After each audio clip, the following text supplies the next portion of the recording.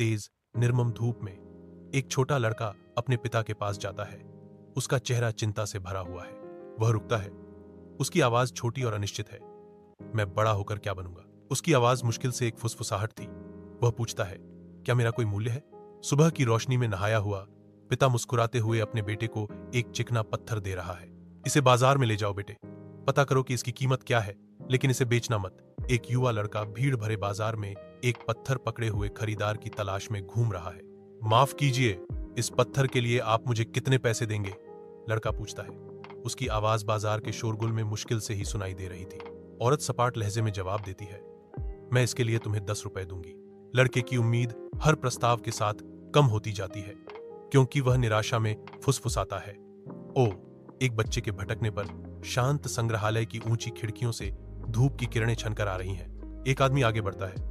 उसकी निगाह लड़के के हाथ में रखे एक छोटे पत्थर पर टिकी हुई है। आदमी 1000 रुपए देने की पेशकश करता है। लड़का थोड़ा उत्साहित है। एक लड़का आभूषण की दुकान में प्रवेश करता है। उसकी आंखें आशा से भरी हुई हैं।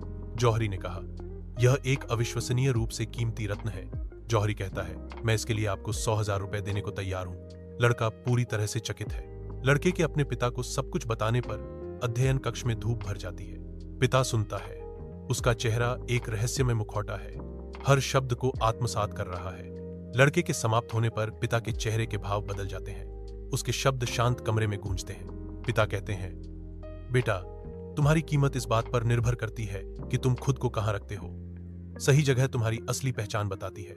अग्निमय सूर्यास्त के सामने सिलहूट में एक लड़का और उसके पिता एक पहाड़ी की चोटी पर एक शांत पल साझा करते हैं। लड़के की मुस्कान नई समझ के साथ चमकती है।